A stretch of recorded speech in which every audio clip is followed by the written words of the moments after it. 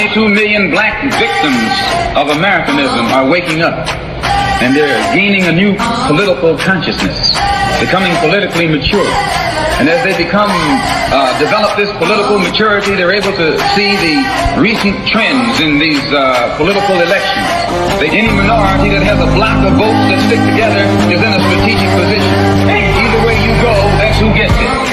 You're in a position to determine who go to the White House and who stay in the doghouse. You're the one who has that power.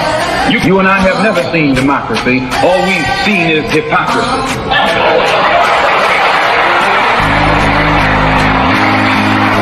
When we open our eyes today and look around America, we see America not through the eyes of someone who has enjoyed the fruits of Americanism. We see America through the eyes of someone who has been the victim of Americanism. We don't see any American dream. We've experienced only the American nightmare. We haven't benefited from America's democracy. We've only suffered from America's hypocrisy. And the generation that's coming up now can see it and are not afraid to say it. And are not afraid to say it. And are not afraid to say it. And are not afraid to say it. And are not afraid to say it. And are not afraid to say it. And are not afraid to say it. And are not afraid to say it. And are not afraid to say it. And are not afraid to say it.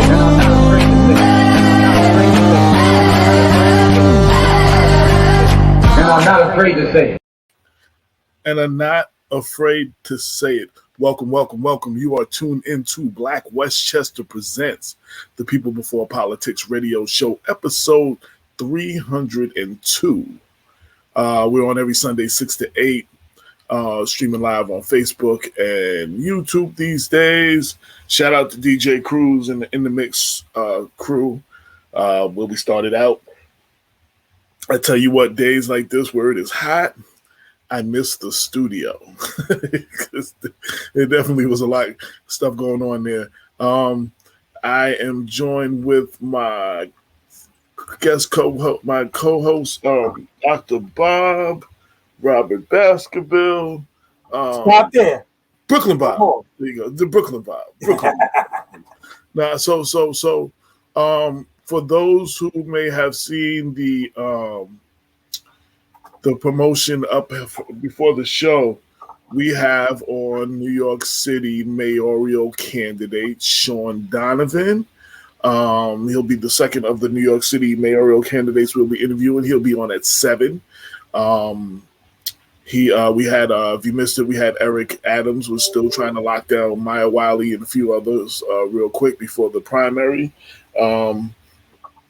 I see that as most of you know, I received a journalism fellowship from the Craig Newmark Graduate Journalism School of the Graduate School of Journalism at CUNY, and it was a paid fellowship, and it required me to do several interview articles on the New York City race, and they gave you a lot of resources, and you got to watch the debates, and ask questions. And Shaun Donavon was actually the first candidate of all the candidates that said, "Send me your information, and we'll put you on the mailing list." Like before he was off the screen, his people, Jeremy, shout out to Jeremy, they made sure we were on the mailing list. They've been trying to get on the show for the last couple of months. We was doing a lot of local stuff, so we're finally just getting to that, and that will be at 7 p.m. today. Again, if you missed the Eric Adams interview, check it out. And for those, because we're going to send it out to all the candidates, definitely still trying to lock down Maya Wiley and one or two of the other candidates. So if any of the candidates are watching this for the Shaun Donavon interview, hit us at blackwestchester@gmail.com. That's the one from your campaign. Hit us, and we will definitely try to get you in before the June 22nd primary. So I just came back off vacation like literally hours ago. Last week's show I actually did from an undisclosed location on vacation at my personal little resort. Everybody who knows me knows where that is. And We did the show last week. I had to get away when I haven't been. It's been about a year, and it was silly season is upon us, and it's important if nothing else. Peace of mind. You do this stuff every day, and you got these calls coming in every day, and you dealing with all the nonsense every day that comes with it. You need your break. So I took a much needed break, and rest assured, after the primary, I'm leaving again for another week. So anyway, I just got back, so I'm playing catch up on some of the issues that are going on in the city. Thank you, Stephanie. She said last week was a good show. Yes, we had the PBA president, the Mount Vernon PBA president on, and the guest co-host, Dr. Damon Brown, and a law enforcement expert. And we continued on the senseless gun violence conversation, but we heard from the police side of it. You know what I'm saying? Some of the challenges they face. So we've been addressing it from every angle. And then we talked about a lot of other things that was facing the Mount Vernon Police Department. So if you missed last week's show 301, definitely go to blackwestchester.com, and it should be on the front page. If not, just click on the radio tab, click on People Before Politics. And if you click on the radio tab, actually, it should be the first thing that comes up. So, yes, definitely check that out. Dr. Bob, how have you been? You've had your ear to the street, and we had a couple of things going on. Quite a few things going on with the dealing with the controller's office and possible state takeover of the controller's office, and a special meeting that they had that here Senators Biaggi and Bailey and Assemblyman Pretlow was at. Every council person, the mayor, every council person but Lisa Copeland, the mayor, and everybody else. I think they had a special meeting. So I know there was also a LOHUD article that you shared on your Facebook page, if you wanted to speak a little bit about that and inform everybody on what's going on. So, yeah, there are two big developments in Westchester, in Mount Vernon specifically, that I think we need to at least mention to our viewers. An important one, though less significant in the relative scheme of things, is the report that appeared in LOHUD earlier this week regarding vaccination rates in Westchester County in the city of Mount Vernon. And although we, in covering the COVID epidemic, we certainly have expressed a lot of empathy to people who are hesitant to get vaccinated. I mean, at least me and you personally, AJ, think the benefits outweigh the risks. And so I was a little surprised to find out just how many people in the city of Mount Vernon apparently disagree with us. According to figures from New York State that LOHUD ran in an article that appeared on earlier this week on June 3rd, the city of Mount Vernon only has about 26% of people in the 10550 zip code in Mount Vernon, I think, which is mainly Mount Vernon South Side. Only 26% are fully vaccinated.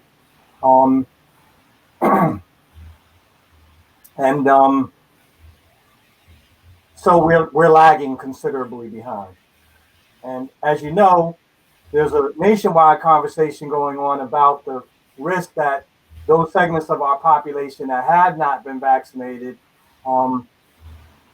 will experience as new waves take off or new strains of the COVID virus begin to circulate. And so, I'm concerned, brother.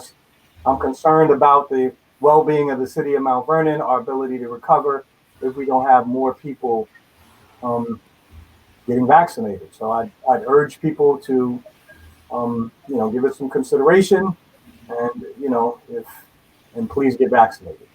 Let me before you go any further, I just wanted to say, so I did say again, New York City mayoral candidate, for those who are waiting, Shaun Donavon will be on at 7. So the first hour, we're basically just covering what's going on. So if any of the viewers want us to touch upon a topic, or you want to get our take on anything going on, please hit us in the comment section on any of the pages that we're streaming on, and please share this if you're watching it. Please share this on your page as well. Go ahead, Bob. So that was one of my concerns. For any listeners who haven't read the article, who want to read it themselves, I'll just drop the link. You see that comment? As of May 24, 2021, according to Executive Director George Latimer, there are 648 positive cases of COVID-19 in Westchester County. Thanks, Stephanie. And I know that marks a considerable decline, and on the whole is giving people cause for optimism. I know I was very thankful to be out in public over the weekend. AJ, me and my son went out, had something to eat. People were relaxing a little bit, but actually there's, based on the number of people who were wearing masks, myself and my son included, there is a lot of concern that numbers of people are perhaps, amongst us asymptomatic, maybe transmitting the virus still. So that is one concern. So the latest update, so I'm clear, and also y'all have to forgive me. I don't have a lot of light in the room. My room is hot. I gotta have no fan or air conditioner on, so you don't hear the background noise. So I also don't have the extra lights on, so you might not be able to see me well. But so the mask restriction has been lifted. I think in New York State, or is it federal for people that are fully vaccinated? But then you're looking upon an honor system of those who are not vaccinated to wear masks, and you're probably looking at part of the population who didn't feel like they needed to wear masks when there was a mask restriction. Right. So I'm a little cautious as far as that's concerned. I still try, if I'm out, especially going into a store. Now, I was in Northern Virginia for the last week. I know we had to go to Home Depot. And in Home Depot, if you were fully vaccinated, you didn't have to wear your mask inside Home Depot. Right. But again, that you're depending on the honor system of the people that are that are, not vaccinated to be like, oh yeah, I'm not vaccinated, let me put my mask on. I don't see a lot of that happening. So, I still carry my mask with me when I go out, just as a precaution. And I'm not really shaking no hands and nothing like that. I'm like, Right. I don't know. Bill Maher said we might just want to do away with the whole handshaking thing altogether. He had a guest on there, and it was like, yo, you shake 700 people's hands, even when there is no, a pandemic. He said, you're going to get a cold or a flu, or you're going to get something. So this whole shaking hands thing, I'm reevaluating that as well. So. Well, what that means, AJ, is if Westchester County's COVID vaccination rates are in fact accurate, what it means is 2 out of every 3 people that we encounter in the city of Mount Vernon haven't even gotten their first dose, and only 1 in 4 people, or 25% of Mount Vernonites, are fully vaccinated. That means that we have good reason to be cautious, and it's unfortunate because we know that there's been a lot of controversy in recent weeks because folks seem reluctant to ditch the mask and go back to things as they were prior to the outbreak of the epidemic. And there seems to be a lot of confusion as to why. And the basic reason is, like you just said, AJ, I don't know who's opposite of me. I act in good faith. You act in good faith. Unfortunately, we know there are hundreds, if not thousands, of Americans who were quite resistant to wearing a mask and seem to be ready to fight and go to war over it. Yeah, absolutely. Absolutely. Absolutely. So, my advice, if it means anything, my advice is, carry your mask, wear it when you're around other people. I'm going to just go into this whole thing expecting everybody I come in contact not to be vaccinated. So I'm just gonna go into things that way. You know what I'm saying? And I'm gonna act accordingly.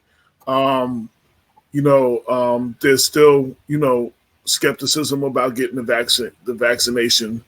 Um, I understand that. I was definitely among those people. I still have questions on the vaccination and everything. But yo, you know, we'll see. We'll see the real test now that everything is opened up. And I think Nas Duncan was just saying they're lifting the mask restrictions for schools now. I don't know. Well, I don't know if that's New York, Mount Vernon, Westchester, or what. But she definitely was alarmed and made a comment about the mask restrictions being lifted for the school system. I must confess, I'm unaware of what the regulations for K through 12 in New York State will be, but at the public universities in New York State, both CUNY and SUNY, it is mandatory that all students who return for in-person classes be vaccinated. So, which would be consistent with the policy that was in place before the pandemic. And so, I think people have a lot of tough choices ahead of them. In the upcoming fall semester, 40%, I'm sorry, 60% of classes in the city university will either be face-to-face or hybrid, where you will, periodically meet face-to-face. That means only 40% of classes are going to, in the city university, will be fully online. Or I should say, yeah, in the city university, fully online. So that means that there is not a lot of space. So, so what about the people who say, Mhm. "Yo, you can't force me to take a vaccination, and by making it mandatory that I be vaccinated before I return to school is against their rights." Well, I wonder, then those people obviously didn't even get a high school diploma because that is required. Currently, you are required to be vaccinated against certain transmissible diseases. Um, and that's the MMR, mumps, measles, rubella. Everyone must be vaccinated. So it's not like suddenly mandatory vaccinations became a violation of people's rights. I'm going to be honest, AJ. I can't tell you how disappointing the level of discourse is amongst Americans just about what the our notion of freedom. Everyone seems to be operating with the notion that you have absolute freedom to do whatever the hell you like. That's not true in the United States of America. Freedom is not absolute, it is constrained. Freedom is not free too. That's right. Uh, you are free to do what you want to do, but understand there were consequences and repercussions to certain things. I mean, that's the bottom line. And in a liberal democratic society, the freedom of the individual stops at doing harm to me. You're free to do whatever you want so long as you don't harm me. But once your behavior does damage to me, either materially, financially, physically, or even psychologically, in many instances, that's where your freedom ends. I am free. I am free to be protected from your unwarranted assaults on me. And that's what I think people fail to realize. It's why you have to wear a seatbelt, right? Because if you don't wear a seatbelt, if you get into an accident, you can do immediate damage to other people because you're not strapped in. You could totally lose control of the vehicle. More importantly, there's a societal cost for accidents that everyone must bear. Right? When a person's in an accident, they get hauled off to the hospital for emergency treatment. That's provided in part, at least, through taxpayer funds. Emergency service workers who are responding, to police officers, firefighters, maybe our EMT. Those are all services that are partly provided through public funds, and therefore you just can't do anything you want, right? Making use of the public good and public space means you share it with other people. People seem to think like I go outside and I own the streets. You don't own the streets. You can't just say and do any old thing you want to. And so, I think people really need to give more consideration to the notion of freedom. I want to change the tone a little bit. Mm-hmm. So again, I started with that. I literally just came off vacation. I have to say that I was disappointed. A large part of the time I was away, I was receiving calls about dysfunctional shit going on in Mount Vernon. I went on vacation to get away from this shit. Right. And I was still receiving calls. And we're not talking about earth-shattering things.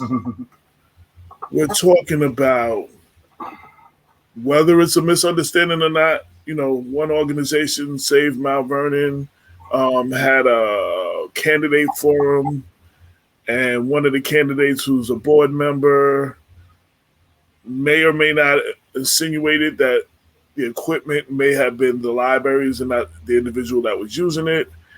And while I do believe that it can be eradicated if everybody talks to each other, I think it is just like people have drawn battle lines on this situation. Like, I don't think everything deserves battle lines being drawn. Right. Then we have a situation where we have a forum going on and a candidate was asked to remove themselves from the forum because, it wouldn't be fair to the other candidates for the one candidate to have to be on the forum, and early voting would have started 2 days before that, and the way things are and people not really looking into who the candidates are, they would remember a candidate they just saw speak a day or two ago at a forum like that when they went to cast their early voting a day or two afterwards. This has turned into war where battle lines have been drawn. And these are just two of the many situations of the calls that I got. I'm not saying no names. Everybody involved, you can read about all of this stuff on Facebook. I mean, everybody is posting their opinions. I'm just saying, to my people in Mount Vernon, and I'm saying this right now. I mean, I know a lot of people may not be watching right now, and once a few people hear this, they're gonna tell other people to watch it. So, we have to work together. We're in a dire situation. Everything is dire. Like we're in a state. We just short of a state of emergency. I'm just keeping it real. Like in the last year, the state was going to come take over the library board because they couldn't vote on a fifth member. We're talking about the state coming in, taking over the controller's office for upwards of 30 years. We got candidates, rightfully so. Derrickson Lawrence served on the charter revision board and feels like a vote that was made goes against the charter, and he's going to court to put a stop to it, and the judges so far agreed with him so far. But that, like, everything in Mount Vernon right now is just like, we have to pick and choose battles that are worth fighting for. I see everybody fighting just for the sake of fighting, but not fighting for anything. Like, we're too busy fighting against something to fight for anything. And in the city, that's one of the problems we have to get away from. We've been voting against someone as opposed to for someone. 2015, Ernie had to go. It was voting against him. 2019, Rich had to go. It was or Andre had to go. Whoever voting against him. 20 whatever it was, Maureen had to go. It was voting against her. Now Deborah got to go. We got to stop just voting against people and start voting for people. And that takes us to actually look into these candidates and do our part. Politics is a participatory sport. It means we have to participate. We have to stop voting, going to sleep for 4 years and then waking up and voting again and wonder why nothing has changed. If we can't get it together on simple things, and the things I mentioned, those were relatively simple, where, I mean, characters are being assassinated, lives are being threatened to be destroyed. I mean, like, yo, it's like real war, like war, like for real, like all the calls that I got and the post that was sent to me. We got to stop fighting each other and fight for whatever it is that we're trying to get done. I'm not saying we got to see eye to eye. I don't see eye to eye with more than half, maybe 3/4 of the people in the city. Don't see eye to eye with me. But I can still have a conversation with them. Right. We're making permanent enemies over temporary situations. That will, especially during the silly season time, on June 23rd, you're going to have to keep seeing these people at Home Depot and at the supermarket and at the post office and everything else. You got to live amongst these people still. We're making permanent enemies over temporary situations. And the next election cycle, y'all might even be for the same candidate. You know what I'm saying? But we're going to war for nothing. And we're not fighting the things we need to fight. That's it. That's just, I'm not getting off my soapbox, but I just felt I need to say that because of all of the calls that I've gotten. Specifically, this goes for the Black community, period, but specifically for Mount Vernon. There's a little bit of this going on in Greenburgh and Peekskill and other places too, but I'm speaking specifically Mount Vernon because my phone and text messages and everything blew up on everything while I was gone in Mount Vernon. And we're not talking about scandals. We're not talking political scandals. We're not really even talking about crimes. We're talking about somebody's feelings was hurt. And we're going to war. And I'm just saying, hey, yo, we keep fighting each other. Nothing's ever going to get done. Nothing's ever going to change. All them people say it can't change in Mount Vernon, or it's never going to change in Mount Vernon. You're proving them right. Right. We got.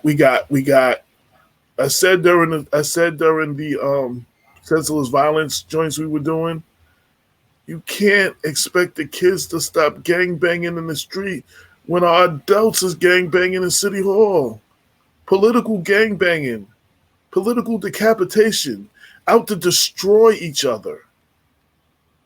Why? Because I supported somebody and you supported somebody else? Or because I don't like the way you said something to me this day?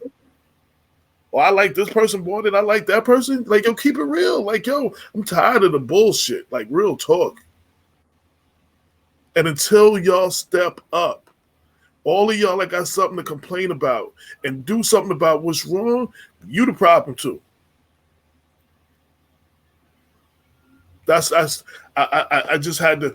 I just came on vacation, like I said, hours ago, and I had to deal with this even on vacation. And I'm just saying, I just came back to a shitstorm, and now I'm trying to put out fires and reconnect people and mediate between conversations with people. And I mean, we're not talking about nothing vital. We're not talking about the end of democracy. We got mad stuff going on, real stuff going on, and we're not talking about none of those things. We're talking about petty differences and people's feelings getting hurt, and people not liking how someone says something to somebody. And you sprinkle silly season in with that, and everything is blown up to the 10th power. And everybody who ain't got nothing to do with it, y'all act out these conversations on Facebook, and all the haters come in and they throw haterade on top of all the conversation to gasoline on the fire and make everything bigger than it's supposed to be. Bob. Yeah. Unfortunately, AJ, I too was aware of the contention and conflict that you referred to. And I was equally disappointed, I have to say. Number one, and I want everyone to hear me clearly, Mount Vernon is unique insofar it is a Black majority city that has a significant number of non-Black populations. This is important because it really does pose a test for African Americans in particular as to how to properly manage a city, and lots of developments taking place that have undermined people's faith in our ability to manage the city. But in addition, also how to create workable political relationships across racial and class lines that work to the genuine interests of all groups. So this is part of the backdrop for some of these incidences that have generated so much controversy. And the reason I say it, AJ, is because while I'm in full agreement, we've talked about it, and I've said for years that I do think it's important for us to try to forge a multiracial, multi-ethnic working alliance that is genuinely advances the economic, political interests of the vast majority of Mount Vernonites. We cannot do it at the cost of papering over real violations of expectations that folks have for dignity and respect. And I am not going to mention any names either, but I will say this much, and I hope everyone hears me. If ever, and every Black person that I know, if you are asked by someone who you're not really good with, like one of your intimates, one of your people, do you own that thing that is in your possession? That is a tacit accusation that, in fact, that person was not authorized to be in possession of that material. AJ, you my man, I know you would be offended if such a question was put to you.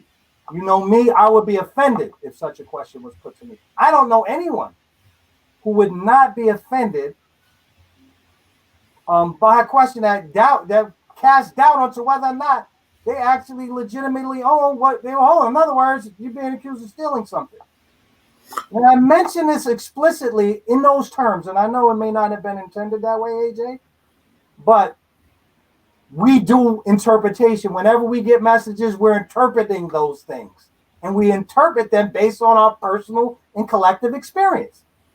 As should be clear to everyone today, the collective and personal experiences of African Americans in this society is too often our integrity has been called into question without warrant by our fellow Americans. So I want to be very clear. The question should have never been asked, and it was. And I have a good idea how it was asked. But even when it was asked, an answer was given, and that answer should have sufficed absent any kind of positive evidence to the that one's suspicions were correct. It shouldn't have been necessary for evidence to be provided. I do want to say one thing before you continue. So for anybody who's watching this that's not from Mount Vernon, who has not been following on Facebook, usually they watch us to say names and call out certain situations. Right. I'm specifically not doing that because I'm working behind the scenes with all of the individuals involved to try to put to try to come to some resolution before this blows the fuck up into some shit that it don't need to be. So I'm using my platform. While I did express outrage right now and frustration, and Bob is expressing his frustration, I don't want people to think we're dancing around and we're giving people a pass by not saying their name. I am going to take, before I do an editorial, before I blast anybody on the show, I have literally reached out to everybody involved, and I'm actually trying to bring everybody together to put some kind of resolution.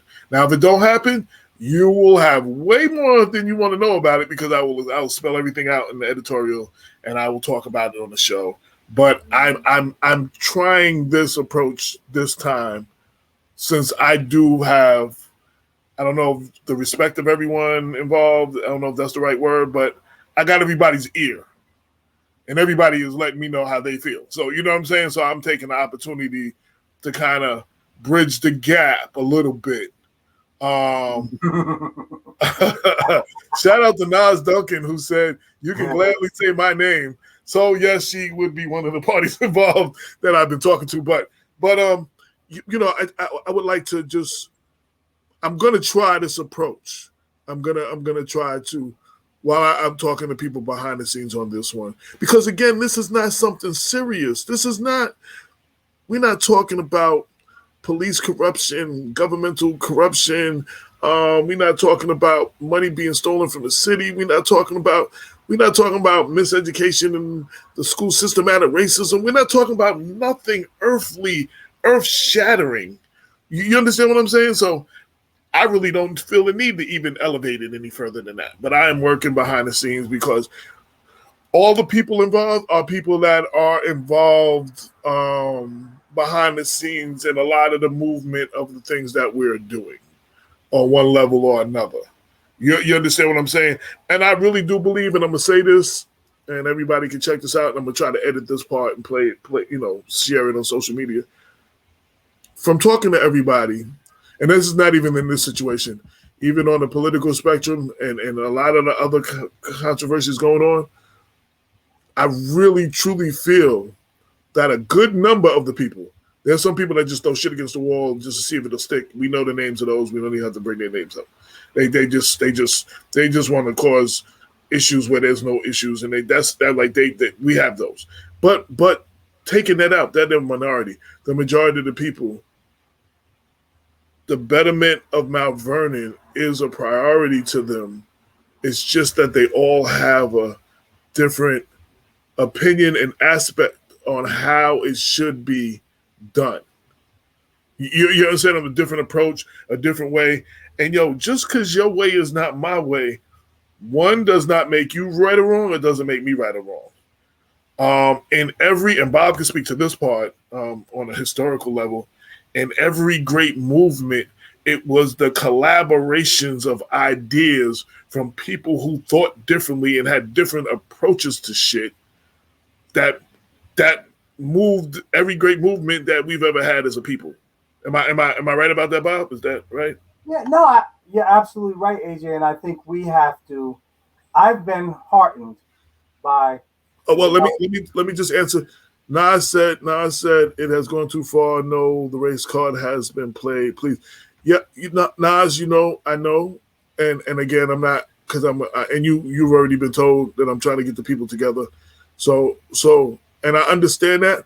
I still think though, and I still stand by this. I talked to both of the individuals who we're talking about, and the biggest issue is, and this is with most situations, they both have expressed to me and everybody else how they feel. They have not expressed it to each other. And they both need to hear how the other one feels.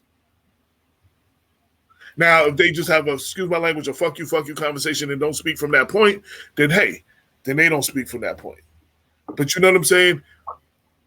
I've heard from both sides, and I've heard passionately from both sides. More than I'm going to say right now, that both sides, what they told me, I know for a fact the other one has never heard from them because they're not talking. All the people involved keep saying, well, she didn't call me, and they say they didn't call me, and they all each have each other's phone number. Ain't nobody called nobody. And we're blowing up a situation. This is like I said, it's not, this is a very minor situation that could blow up the city. Like literally, split people divided forever. Forever. And it's not that serious. Save Mount Vernon, just a fact. Yes. Shout out to Save Mount Vernon since Nas invoked their name. Yes, they are one of the groups involved. Shout out to everybody involved. I'm going to leave it there because, again, I am taking the approach that I want to while everybody wants to reach out to me, I'm taking the opportunity to sit there and I do agree, Nas. I don't disagree with anything you said. Trust me, we're on the same page. But I've also heard everybody else. You know what I'm saying? And at this point, I do know. I don't even know. And I said this last night to both people. I talked to last night. I don't know if the conversation will make any difference, but I do know that the two have never heard how the other one feels, and the two feel hurt by the other one, and the other one does not know why. So I will bring at least those two people together, and we'll go from there. So yeah, I want to end by what I was saying before, Bob. Just because I don't, and this is bigger than this situation here. This is for politics. This is for everything going on in our city. This is for everything going on in the Black community. Just because me and Bob and Damon, the three of us, have like three ways of looking at things. We have some heated conversations. One might want to do it this way. One might want to do it this way. One like say both of y'all are full of shit, But I mean, but we Black West doesn't exist because we respect the ideas of everybody, and it's a combination of thoughts. It's not just how one person feels. Not one person is right. Not one person is wrong. You know what I'm saying? Not one person is right all the time. Not one person is wrong all the time. And I'm talking about our movements. And again, I wanted Bob to speak more to that. Every movement was from a collective of ideas from people who saw things differently, even within our community. We're not talking about outsiders. You know what I'm saying? We got the radical, want to go back to Africa and blow everything up people. You know what I'm saying? We got the, you ain't black enough and you're too black, too strong. Then we got the, y'all just making it worse for the rest of us type people. Everybody, but everybody's voice is what helped those movements. There's people talking about Luther King. You're going to have to stop with all that noise. You're making it worse for the rest of us. I'm talking pastors. You understand what I'm saying? Had he listened to them, we wouldn't be where we are right now. So we have to be able to respect other people's opinions and frame of mind and their shared experience, and be able to come to a table and listen to everybody. Now we all make a decision on what's best after listening to everybody, and we hear from everybody, and that's how we move forward. But what's going on right now? Let's put it this way. What y'all been doing, how's that going for you? How's that working out for you? If that ain't working out for you, let's try something else. That's all I'm saying. Insanity is doing the same thing over and over and expecting a different result. And I don't care who's in office. I don't care who you voted for. I don't care whatever. We still expect the same. We trying the same thing over and over. Maybe it's time to try something different. Dr. Bob. I will simply reinforce what you said by noting that we need to resist a slide into factionalism. And people need to be firm about the principles that they're defending and balance those against, see how those balance relative to, I think, a principle that everyone should share, and that is effective collective unity based on mutual respect. So I hope those parties that have been involved in this brouhaha, I hope find a way to communicate open and honestly, try their best to make amends, and then move forward for the sake of the city. And amends is definitely necessary. I mean, there's some amends necessary. So right. We've had that conversation, but some apologies, some public apologies might be necessary too. But and let me say, AJ, that part of exercising real leadership is being able to say, I was wrong. I made a mistake. Wrong. My bad. My bad. Being able to say my bad, something will go a long way, especially when it's more at stake than you and your own individual interests. There is something big at stake here for the city of Mount Vernon. So I've had time to think about it, AJ. I'm not going to take up all our time by hashing over all the principles, but I think that there are some real principles at stake here, and I hope everyone will find a way to respect the principles and move forward. Now, I know I took this out of the trajectory. That's the word I'm looking for, where we were heading. I wanted you to talk about, you were going to address what's going on with the controller's office. Sure. And I know we got at least 15 minutes before our guest comes on, so I wanted to give you the time to speak that. You cannot be a leader without unity in your community. Absolutely, Stephanie. Go ahead, Bob. Yeah. So I just shared, everyone is well aware of the recent reports in Low HUD and some of the other local outlets of the proposal to implement a financial control board in the city of Mount Vernon in order to get a hold over the city's finances. We are all aware that for reasons that are not exactly clear to us, the comptroller has, let me speak frankly, done a terrible job.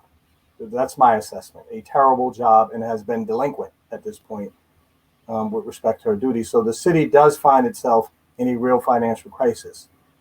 Having said that, I was astounded to see reports that the city of Mount Vernon was actually seriously considering having a financial control board come and take over the city's finances, because at least the most notorious cases that we know of financial control boards have generally have not turned out uniformly well for all of the residents. I posted some comments on Facebook earlier this week when I heard the news that cited the example of the city of Flint, Michigan, where everyone knows there was massive lead poisoning, and the root cause was a decision to place the city in under the control of a financial control board. And in order to balance the budget, they decided to go with a new water treatment agency that botched the job and led to the poisoning of their water. So there's been a very mixed record at best of financial control boards. And I actually shared the link, and because I started to read the legislation, I was surprised to learn that, amongst other things, as you already noted, AJ, it's calling for is upwards of 30 years of control.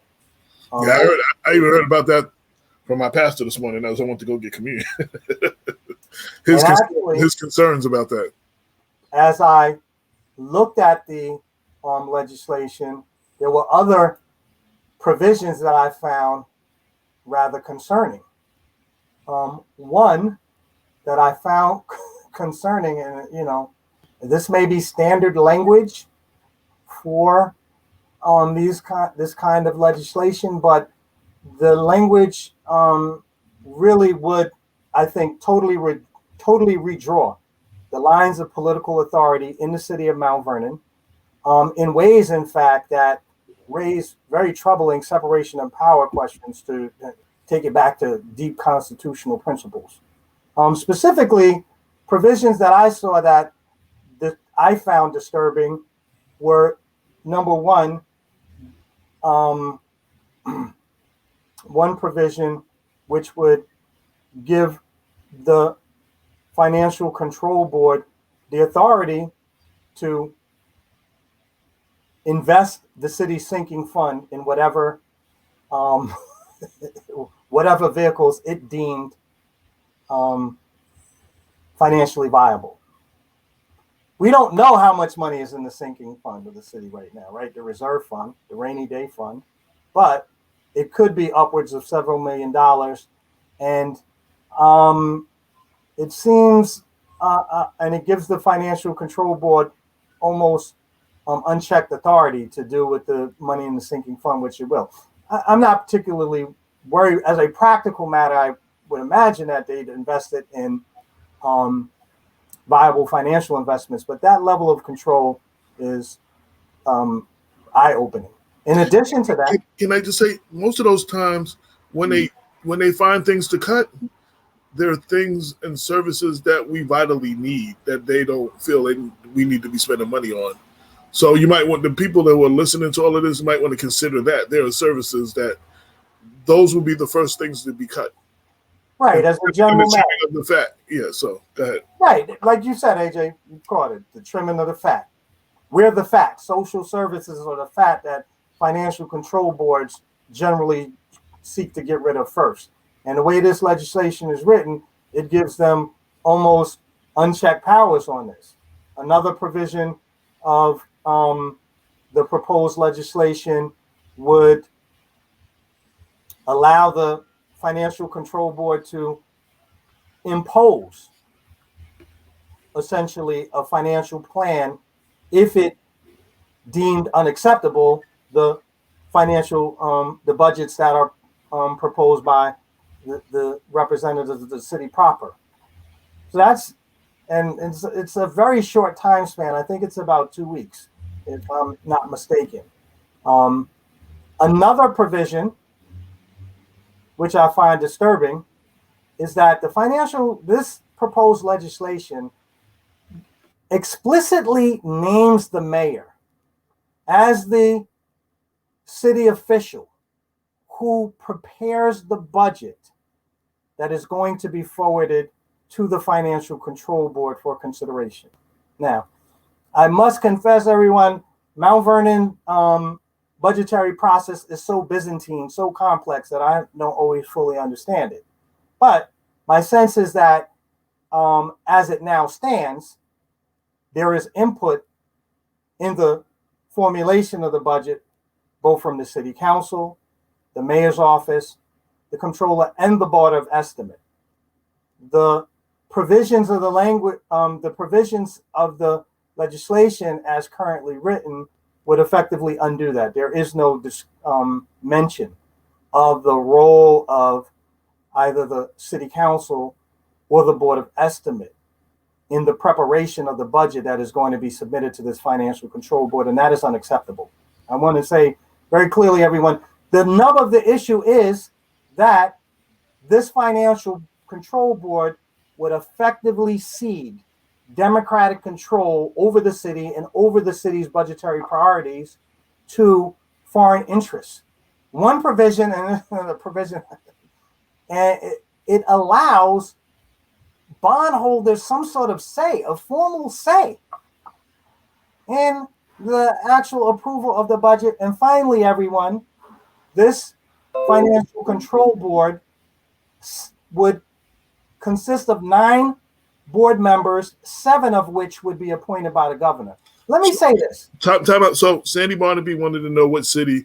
We're talking about the city of Mount Vernon. Bob, reshare the link again so she can read it and the Low HUD story. And thank you, Stephanie. Yes, the city of Mount Vernon. Go ahead, Bob. And I was just going to say, finally, the governor has refused to respond to the pleas of the residents of Mount Vernon that we've been raising at least for 4 or 5 years since the last administration, when we became increasingly concerned about mismanagement. The governor refused to intervene in city affairs when we had a dispute over who was the rightful mayor, even though people have followed that up with a call for the removal of the controller, which is certainly within the governor's authority, has refused to do that. So why should we empower the governor to essentially use the nuclear option and blow up all democratic controls over the city of Mount Vernon when he has refused to exercise his power to take some of the less severe steps? Right? So Bob's being very nice. The governor has failed the city of Mount Vernon in every form of police corruption and governmental corruption that his office was asked to speak up, to step in on, including then when the calls were for him to remove Mayor Richard Thomas when he was on trial. And I even think there was calls from other adversaries to remove Ernie Davis, and it was calls to remove Maureen Walker as controller and Deborah Reynolds as controller, and there was calls for them to do something about the Mount Vernon Police Department and so many other things. The government has not lifted a finger to do anything for the city of Mount Vernon other than to come here and get his votes. Okay, go ahead, Bob. I just want nice. I just want to say Cuomo ain't doing shit for Mount Vernon. I'm sorry. Exactly. I was trying to be nice. You're right, AJ. The man ain't done shit. He's ignored every single plea. Has fallen on deaf ears. He has demonstrated benign neglect when it comes to he's adopted a policy of benign neglect when it comes to the city of Mount Vernon. So it's too little too late, in my judgment, for suddenly now for him to get all of this plenary power over the city of Mount Vernon. It could be by plan. I'm sorry. That just hit me when you said that. Since he has not come and he's been watching, and for those who don't know, Governor Cuomo is a resident of the county of Westchester. He gets News 12. He knows what's going on here. He can't say he doesn't. But to allow the stuff to keep going on and to get worse, to, like you said, pull this nuclear option, that may have been a strategic plan all along. We have to start asking that question. We have to, AJ, and we've often wondered and scratched our heads, in our personal conversations about why everyone is moving so slow. And yes, that includes the AG's office, that includes the state controller's office, that includes the everybody else who has been called on state and federal levels to come here and do something that needed to be done in the city of Mount Vernon, where the police department and City Hall has been concerned. And this proposal comes at a time when major development efforts are ready to be launched in the city of Mount Vernon. Let me say this, and I want to be very clear. One of the reasons why the people across the United States have lost faith in their elected officials is because they have too cozy a relationship with their big financiers. During the campaign, I tried to act with some restraint and not take people to task too much, because I did have someone I was supporting, and so I thought that was, the proper thing to do. But I was troubled by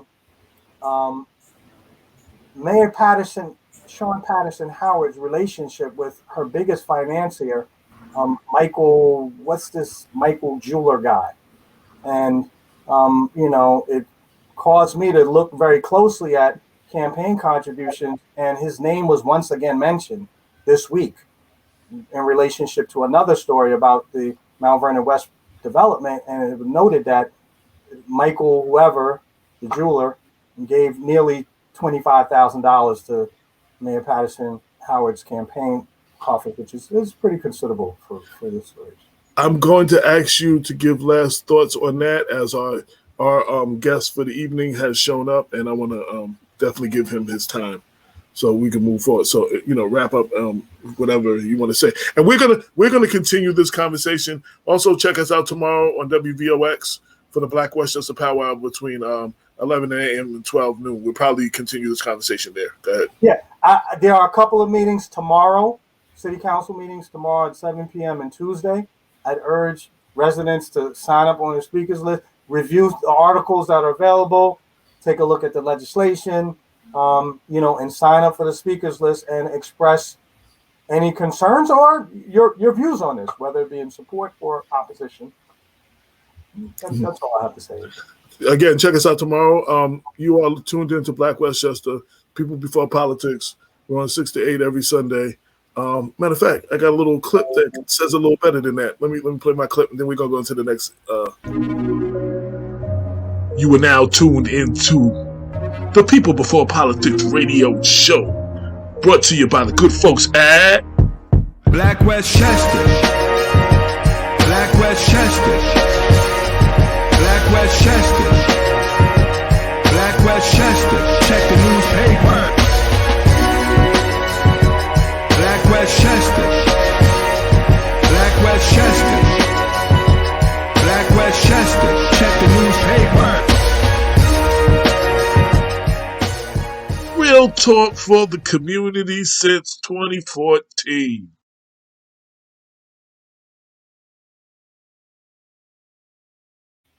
I keep forgetting we got that promo. I'm supposed to play that every week. I keep forgetting about that. So without further ado, as we said, as part of the journalism fellowship that I received from the Craig Newmark Graduate School of Journalism at CUNY, I was covering the New York City race, and I've handed in a couple of the articles already based on the ranked choice voting and the Bronx borough president race. As part of the fellowship, we got a lot of I guess candidate forums. We got to sit in on the candidate forums collectively as community media, and all of the candidates all said, the school said we're going to give our contact to all of the candidates, campaign managers, and everything like that. And the first person who, even before he was off the screen, his teammate Jeremy was like, "Oh, give me your address." And before we was off the forum, I started receiving emails from our next guest, who has been definitely making sure I was well informed on everything he's doing. Our guest of the evening is New York City mayoral candidate Shaun Donavon. Welcome to the show, sir. AJ, great to be on. I'm really excited. I have been keeping in touch with you, and I'm glad to be joining you tonight. Yes. And shout out to the whole CCM and the whole fellowship and that is doing their best to further community media, which made it possible for us to have a forum with y'all. And, you're the second interview we're doing from the race. So we interviewed Eric Adams a while back, trying to see if we can get Maya Wiley soon too. But one of the things that I wanted you to, because I couldn't remember exactly all the details, you worked with the Obama administration. I'm sure that's something that my audience would love to hear about. So what did you do? And I know you were part of that administration. Well, I was proud to be in President Obama's cabinet all 8 years. I was his housing secretary for the first 5.5 years. And then I was his budget director over the $4 trillion federal budget the last 2.5 years. And, it taught me something about leading through moments of crisis like we're facing right now. You remember this, AJ. When I became housing secretary, we were suffering through the worst housing crisis of our lifetimes. Half of Black wealth in this country had been stolen by predatory lending. And President Obama asked me to come in, keep people in their homes, and rebuild that wealth, rebuild our economy. And that was how I got started. As if that wasn't enough, when Hurricane Sandy hit New York, he asked me to lead the entire recovery. And then I guess because no good deed goes unpunished, he asked me to be the budget director when we were facing the worst budget deficit since World War II. And think about this, just 3 weeks after I started as budget director, Ebola hit, and then later Zika. I ended up working side by side with Dr. Fauci in the Situation Room with President Obama, with then Vice President Biden, making sure those global health threats didn't become pandemics that would have cost 30,000 New Yorkers their lives. So I know something about leading through crisis, and that's what we need at City Hall right now in New York. So I wanted to get that out the way, but let me go backwards a little bit. So tell everybody who you are, why you're running, and why they should vote for you. Absolutely. So, AJ, I'm a lifelong New Yorker. I'm actually the son of an immigrant who grew up in Costa Rica and Lima, Peru. And the reason I became a public servant is because when I was growing up in New York, I watched homelessness exploding on the streets. I watched the South Bronx, Central Brooklyn literally burning to the ground. And that was what lit a fire in me to go to work on behalf of the city that I love, that I owe everything to. And so think about this. When I was a student, I read about a remarkable leader named Bishop Johnny Ray Youngblood, who was working with the East Brooklyn congregations, South Bronx churches to build 5,000 Nehemiah homes out of the rubble, literally, of the South Bronx and Central Brooklyn. And I was so moved by his work. I came to him and I said, "Put me to work, Reverend." And he did. And I started working for a nonprofit in the Bronx, rebuilding those same neighborhoods I'd seen burning as a kid. So I have national experience and citywide experience, but I also have experience that started on the ground, rebuilding Black and brown communities in this city, building wealth through the Nehemiah homes. And that's how I got started. And so for me, what we need at this moment to be mayor is three things. We need someone who has a bold vision for how to make New York a more equitable city. We need someone who has the experience to actually make that vision real in the everyday lives of New Yorkers. And we need a change from the last 8 years of political status quo.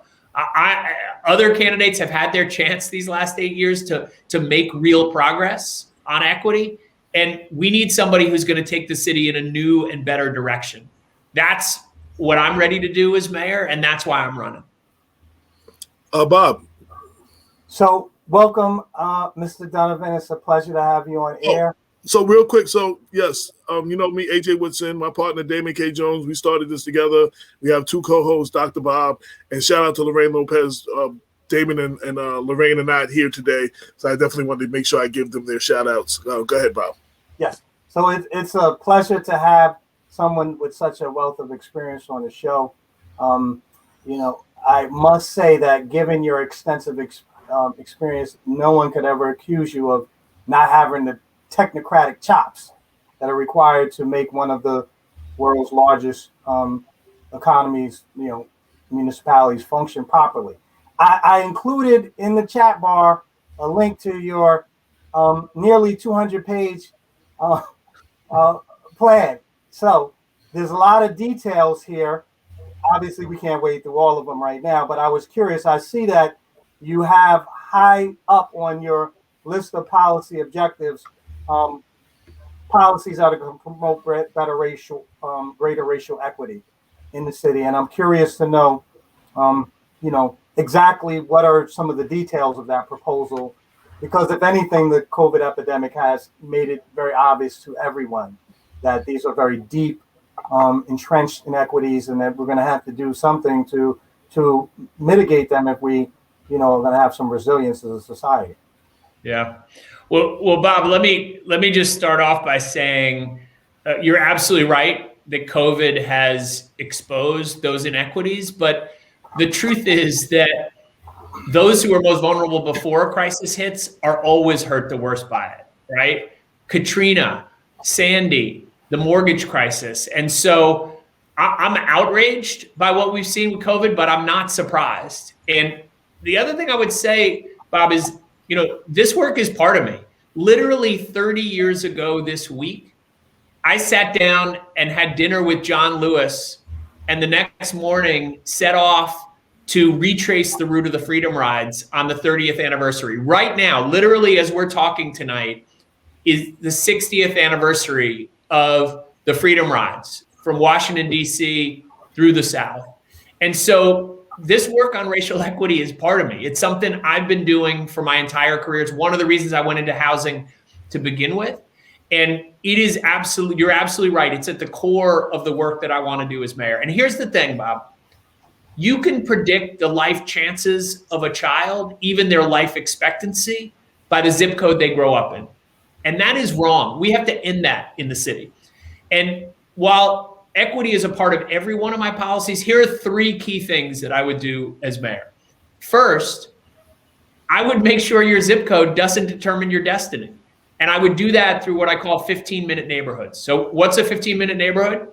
I would change the way we plan and invest in our city so that every person in New York has within 15 minutes of their front door everything they need for opportunity. A great school for your kids, a job that sustains your family, housing you can afford. But also look at COVID. We need to have healthcare facilities in every single community. We need all of the things that will make sure you're not disproportionately likely to catch COVID or to die from it. Fresh food, a park, get rid of environmental pollution. All of those things have to be part of how we plan every single community for 15-minute neighborhoods. So that's one. Second, you all know that the wealth gap is one of the most important drivers of inequality and racial inequality specifically. The average Black family has 1/10 the wealth of the average white family. And so how do we change that? It's called equity bonds. Every child born in the city gets $1,000. And by the way, big shout out to Cory Booker here. I worked with him on this proposal with Derek Hamilton in New York, who originated the idea of baby bonds. This is building on that. Every child born in the city, $1,000 in an account. Every year until they graduate high school, up to $2,000 more, depending on their income. That means a child born into poverty in New York City graduates high school with almost $50,000 in an account to go to college, to buy a home, to start a business. That would fundamentally change the game in New York in terms of racial equity. And then the last thing, I would appoint the city's first ever chief equity officer reporting directly to me, because every issue is an issue of equity. And that chief equity officer would have authority over every one of the agencies. First time we'd ever have that in New York City, to really make sure that we're living up to the promises that I'm making around racial equity. So those are three key things that I would do to make sure, not just that we repair and rebuild the city, but that we reimagine it as a city that actually works for everyone.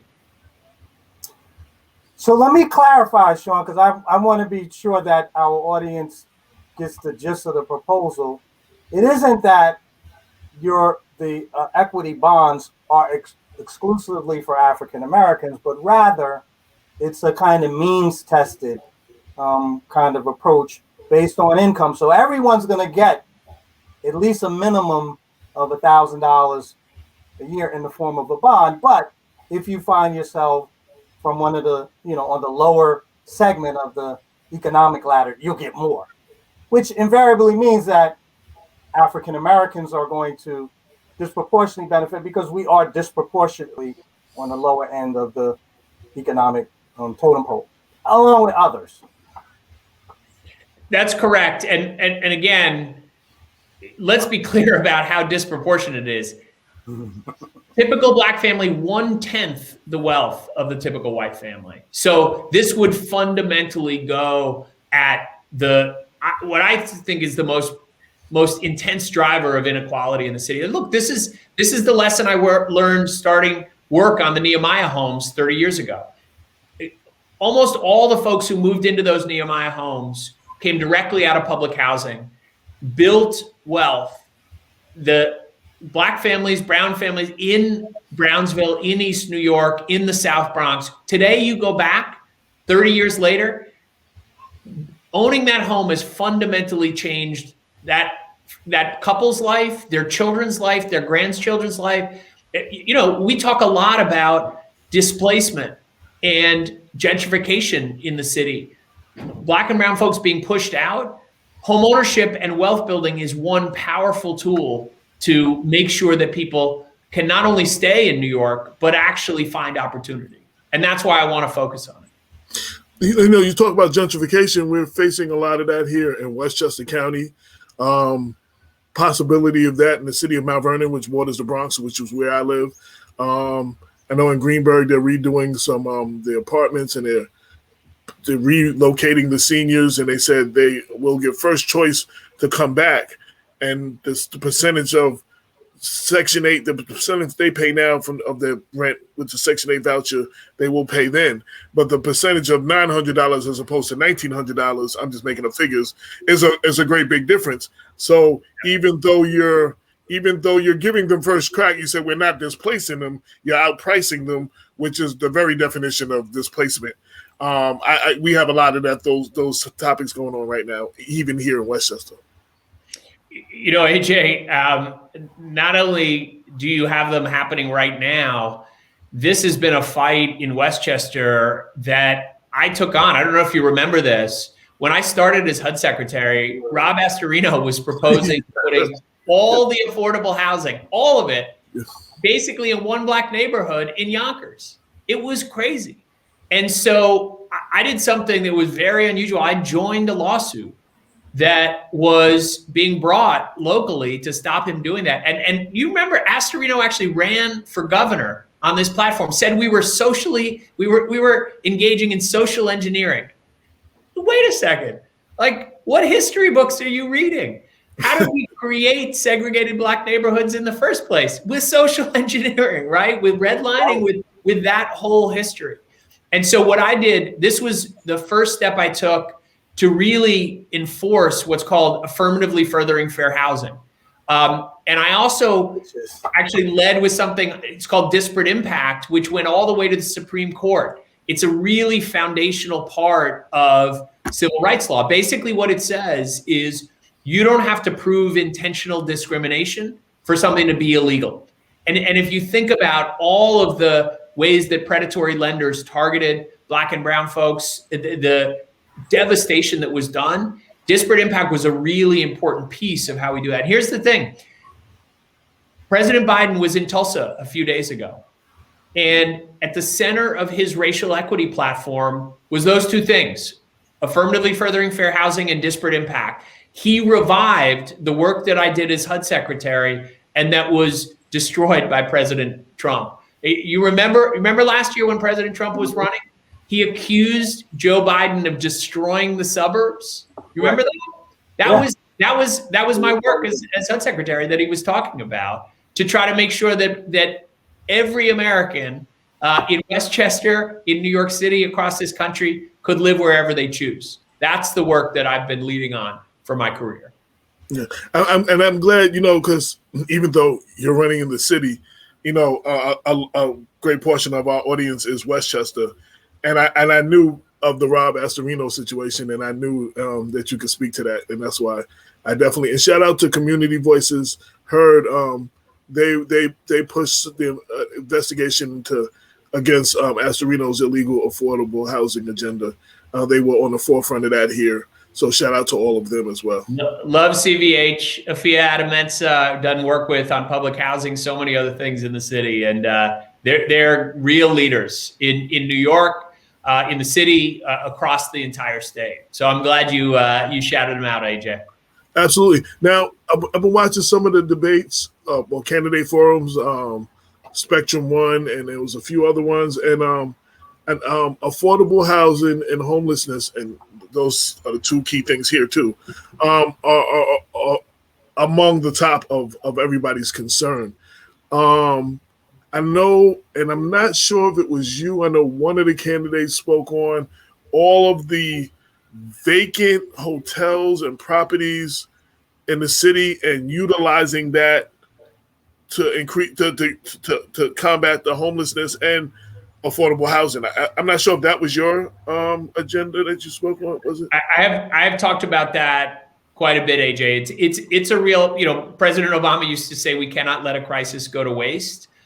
We absolutely should be looking at vacant office space, vacant hotels to convert to affordable housing and to dramatically increase the ability of New Yorkers to stay in the city and to afford. Look, here's the thing. We've got the worst eviction crisis potentially in the history of the city on our hands. We still have 500,000 New Yorkers who are out of work, and we need somebody who really knows how to solve those issues. I worked after the Great Recession. I mentioned, when the mortgage crisis hit, I created programs that kept more than 10 million families in their homes. And we need to focus on that right now. Get rental assistance into the hands of folks. We need legal assistance, housing counseling to help them make sure they're not losing in housing court and being evicted. And so those are things we need to do right now, but we also need to increase the amount of affordable housing longer term. And that's something, look, one of the things that's different about me from any of the other candidates is I know how to go to Washington and get the money that we need. This is like a New Deal moment, right? I mean, we might have $5 trillion in federal assistance get passed this year. And just like Fiorello LaGuardia transformed New York because he was mayor during the original New Deal and worked with FDR, who was in the White House, to bring a huge share of that money to New York. That's what I could do at this moment. We need a mayor who really understands how to go and finally get the help we deserve from Washington. And that includes housing assistance. There's hundreds of billions of dollars that could be available for housing if you know where to look and you know how to get it done. And in addition to the affordable housing, one of the major issues that keeps coming up, that has come up way before now, but definitely comes up in this election cycle, is NYCHA and discriminatory practices and a lot of that stuff. And I know you have a few thoughts on that. Absolutely. Look, public housing is the most precious affordable housing resource we have in New York. Think about this. More people live in public housing in New York than live in Atlanta, Georgia.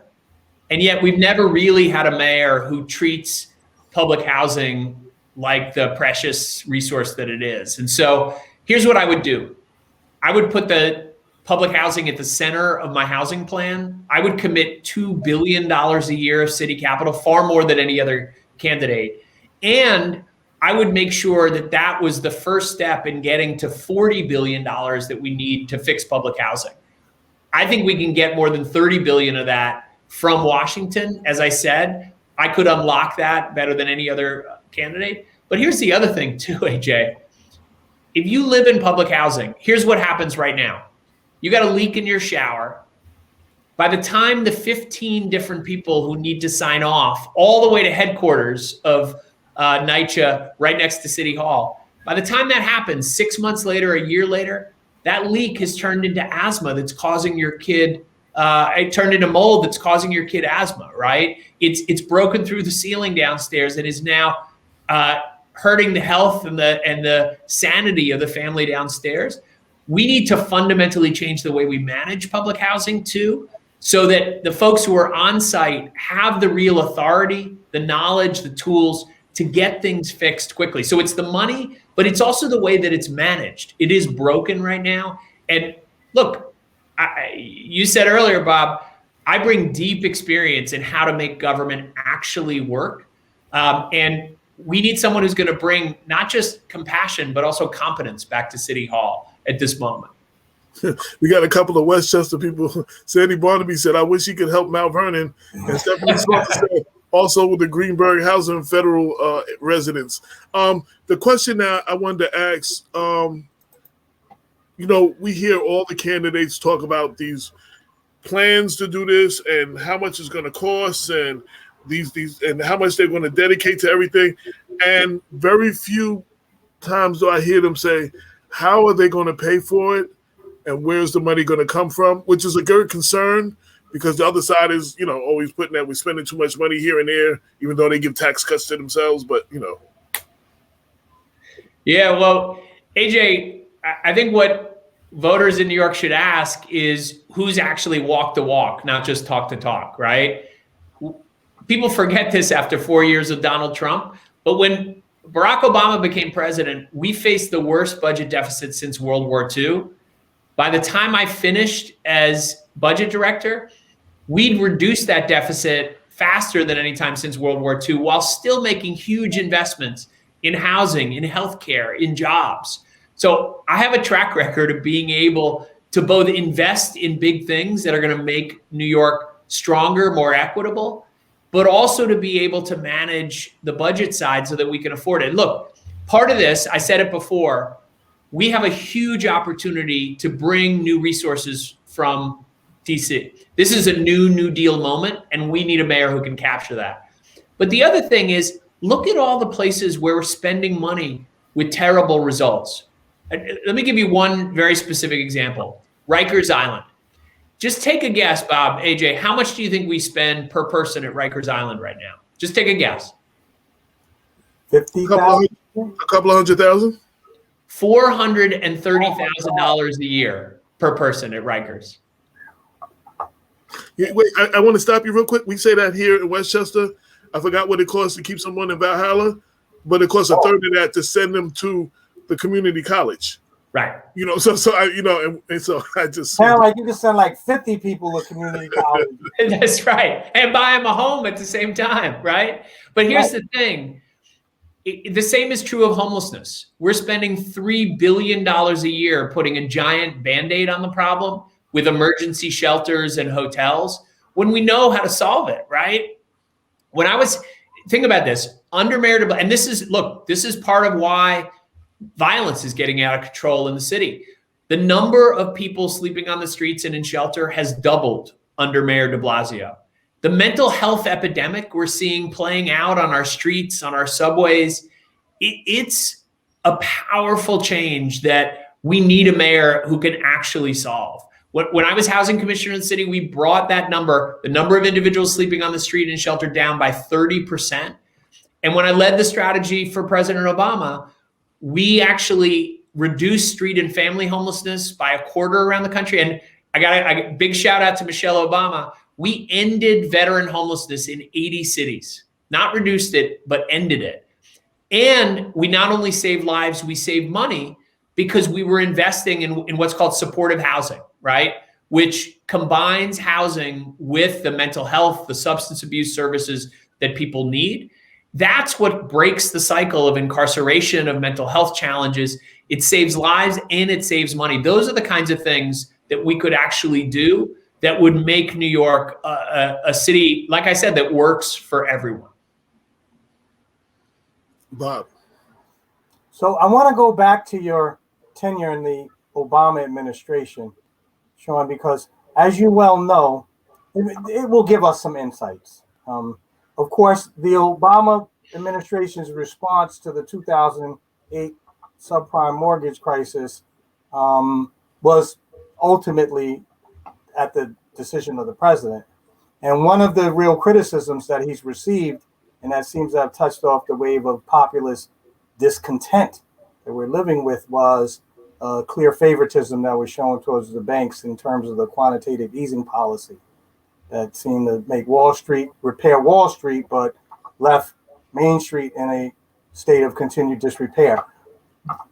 The policy, the responsibility for the policy is not yours. I'm curious to know if you advocated for alternative approaches to restore the American economy, and in particular, the kind of programs that were especially popular amongst the progressive circles in which I like to count myself, that call for putting more money directly into the hands of homeowners.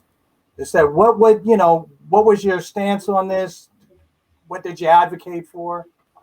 So, Bob, if you look back at that history, I was one of those who really pushed early on to do more buying down of people's mortgages, reducing not just what they had to pay every month, but also what they owed on those mortgages. And in the end, we did reach more than 10 million families to help keep them in their homes. I created something called the Neighborhood Stabilization Program that invested in the communities that were hardest hit, where there were vacant homes, to fix them up, work with nonprofits. And the other thing you might remember, I led the strategy that got $50 billion from the banks as part of the mortgage settlement. I actually worked very closely with Kamala Harris when she was Attorney General at the time, and partnered with her to hold the banks accountable and get money directly to those folks. Now, I wasn't the Treasury Secretary. I wasn't the Attorney General. I did, as HUD Secretary, lead the prosecution of a number of the folks who misused loans, who targeted predatory lending. But I also made sure that we were helping folks directly get the assistance that they needed. And look, this is part of the reason that I think President Obama hired me in the first place. When I was housing commissioner in the city, I created something called the Center for New York City Neighborhoods. It was the first response by any city in the country that brought together housing counseling, legal services, and real financial assistance to keep people in their homes. Because you remember this, Bob, like the number of families, I sat at kitchen tables with families, bills building up on the kitchen table, embarrassed, shameful even to ask for help. And so what we needed to do locally, and then what I did nationally, was to get billions of dollars into legal assistance, into mortgage write-downs, and into the kind of housing counseling that help people stay in their homes. And that's what we need. A different version of that is playing out right now in New York, right? We've got an eviction crisis because we have still hundreds of thousands of people out of work. We got to get money directly to those folks and help to them as quickly as possible. Absolutely. I'm moving around a little bit. I know one of the things we've been dealing with here in Mount Vernon, New Rochelle, and Yonkers lately, and I've had the last couple of shows, is senseless gun violence. And I know that you addressed an incident of a 10-year-old boy, I guess in Far Rockaway, I think it was. And I asked you to speak a little bit on that because even though I'm speaking about it as a local issue, I believe this has the potential to be one of the worst summers if we don't get a hold of this senseless gun violence in our community this year. AJ, you are so right. Absolutely tragic. A 10-year-old shot and killed by a stray bullet in the Rockaways. It just, and frankly, it is happening more and more in the city. We saw gun violence double last year in New York. And so this is absolutely something we got to get our arms around. I grew up in New York when there were 2,000 murders a year, and we can't go back there. We have to just solve not just the gun violence, but the underlying causes of violence and hopelessness in our communities as well. So look, one of the things we got to do is get the guns off the street. And you know this, we're not manufacturing guns in New York City. Folks aren't buying them legally in our stores in New York. They're coming in from rogue gun dealers out of state. And we need a mayor who has the relationships with the attorney general, with all our national law enforcement agencies, but also with mayors and governors around the region, around the country, who can build a coalition to stop the flow of guns into the city. Otherwise, we're never going to be able to really stem the causes. The other thing I would just say, I was actually just out in Brownsville today, and there are amazing organizations, the God Squad, many organizations that are working to build trust with young people in our communities to break the cycle of gang violence. We need to be investing in those kind of approaches that make a huge difference. And I'm the one candidate in the race who's got a plan to get to $3 billion of investment in those kind of efforts. Here's something I did as housing commissioner. I gave housing to folks coming out of Rikers. And I took some real criticism. Some people said, what are you doing giving housing to criminals? But here's the thing. A year later, more than 90% of those folks were stably housed. They'd gotten back to work. They hadn't committed another crime. It was so successful, it's now been replicated in almost 40 cities around the country. Those are the kinds of investments we got to reinvest in our communities to break the cycle of hopelessness and violence, as well as attacking gun violence directly and getting the guns off the street. That's what's really going to make a difference long term. We have a couple of organizations here locally. One is SNUG, which is gun spelled backwards, and we have another organization, Save Mount Vernon. Those two are doing great work and reaching out to our community. It's definitely something we've been addressing a lot, and I've been really campaigning that. Campaign is campaign season, but I guess I've been campaigning that we need our residents. We need to get more involved, and we really need to tackle the situation, because again, we're coming upon what could be a perfect storm. You know, we have a lot of inmates who's released because of COVID or for the bail reform, and they didn't come out to stimulus checks and extended unemployment checks. And if they can't find jobs, what do you think some of them are going to do? And then, you know, some of it was peaceful for a while because everybody was inside, but now the restrictions are left, and now everybody's coming out. And, you know, we all know when the mercury rises, you know, the gun violence rises as well. So, you know, when you put all those things together, we could have a perfect storm this summer if we don't get. Absolutely. And AJ, when you mix into that the mental health challenges we've seen, COVID, the isolation, look, Rikers is the biggest mental health facility in the country. It's crazy. And we're not treating the root causes of this violence. Here's why. I talked earlier about supportive housing. The other day I was getting off the subway in New York, and a young man named Willie Boyd walked up to me, and he told me that his dad had been a veteran, had served his country, and had fallen into a cycle of mental illness, of drug abuse. And the thing that saved his life was supportive housing. And again, what that is, it's permanent housing. It's not a shelter where, you know, open air drug markets, you know, big rooms with lots of beds where you have violence. This is individual rooms with the housing and services you need on site, right? So it's got mental health services, it's got substance abuse, and it really does end the cycle of mental health and other challenges. Right now, we're expecting people to get well while they're living on our streets or at Rikers. And the other thing we need to do is make sure that we're directing people immediately to that when they get out. Right now, they're just falling through the cracks, ending up on our streets and in shelter. And that's part of the cycle of violence and mental illness that we're seeing playing out on our streets right now. I want to thank you for your time, of course, and I know you have a lot of other things to do. But before you go, without necessarily maybe taking shots of the other candidates, I mean, there's a whole basketball team running for mayor. Explain why you specifically are the candidate that people need to vote for. If anybody's interested in knowing more about you, find out about your campaign, how would they reach out to your campaign, all that good stuff. Thanks, AJ. And look, I am so grateful to be on. I was really inspired by your work when we had the forum, and I've been eager to get on and spend a little time with you, get to know folks. Obviously, we got a bunch of Westchester folks. Hopefully, we got a few in the Bronx watching as well. And elsewhere. And I would love to have your first choice vote. Voting starts on June 12th.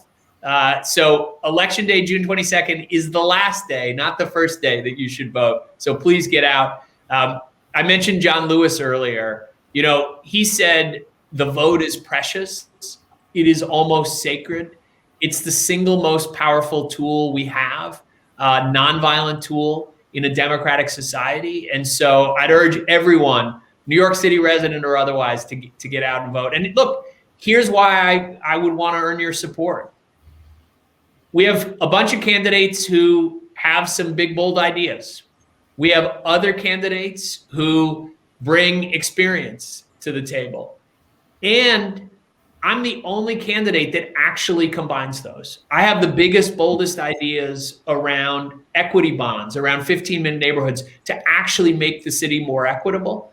But at the same time, I've actually made progress on those issues. You can't call yourself progressive unless you've actually made progress on inequality and racial equity. And so I bring both those, and I bring real change. Again, lots of other candidates in the race, they've been part of the political status quo the last 8 years. I haven't. I'm going to bring fresh ideas and deep experience, especially in crisis, in a way that would allow me to not just repair and rebuild the city, but reimagine it as a city that works for everyone. That's me. I have two questions that I ask candidates that have nothing to do with the campaign and just to break up the monotony. So the question number one is, if your house is on fire, you can only grab three things. What would they be? Only three things? Yes. Wow. Well, one of them would be my portrait of John Lewis that hangs on my wall. You know, I would have to say that there is a picture of my son. He's a soccer player, just graduated from college. And I have a picture of him after his greatest game he ever played. I was in high school, actually. And that I treasure. I would take that with me as well. And then I'd have to take a few of my favorite albums from my record collection. Songs in the Key of Life would probably be number one on that list. Okay. Why you get better than that? Yes. And lastly, if you were a superhero, who would you be and why? Well, you know, Ed Norton is supporting my campaign, so I should probably say the Incredible Hulk. Oh, okay. Okay. That's good. Was there anything I didn't ask you that you want everybody to know? And again, I don't know if you gave your contact information and website and stuff. ShaunForNYC.com. ShaunForNYC.com. Go there, check it out. We'd love to have your support. Read about the campaign of ideas that we're running, all of the issues on racial equity that we've talked about tonight, but read about the ways that I've actually put those plans into action too. So love being here, AJ. Thank you, Bob, and hope to join you again soon. And pleasure having you. Best of luck. Definitely best of luck. And should you emerge as the winner, even though we're outside of the district, the area that you would be covering mostly, I hope you feel free to, come back and let us know your progress, what's going on, and, use us as a means to getting the word out. I'm making you a promise tonight. When I'm mayor, I'm coming back on the show, and I look forward. Okay. Looking forward to it. All right. Have a good one. Thank you for your time. Big elbow bump to both of you. Oh, All right, absolutely. it's a pleasure, man. All right. Take care. Take care. Take care. So that's our second of the mayoral candidates that are coming from New York City again, and I'm proud of it. So I keep saying it. I won a fellowship this year for a journalism fellowship, and is covering the race in New York City. And they give you a bunch of resources, and you get to talk to a lot of the candidates, and you get to. So I've been trying to get some of the candidates on. We've had Eric Adams on for an hour a couple weeks ago, and now we have Shaun Donavon. I'm working on Maya Wiley. If she hears me, I'm working on Maya Wiley. Definitely want to. I have to. She was the first one I wanted to get, so she's the first. I'm reaching out to her and a couple other candidates too. Yeah.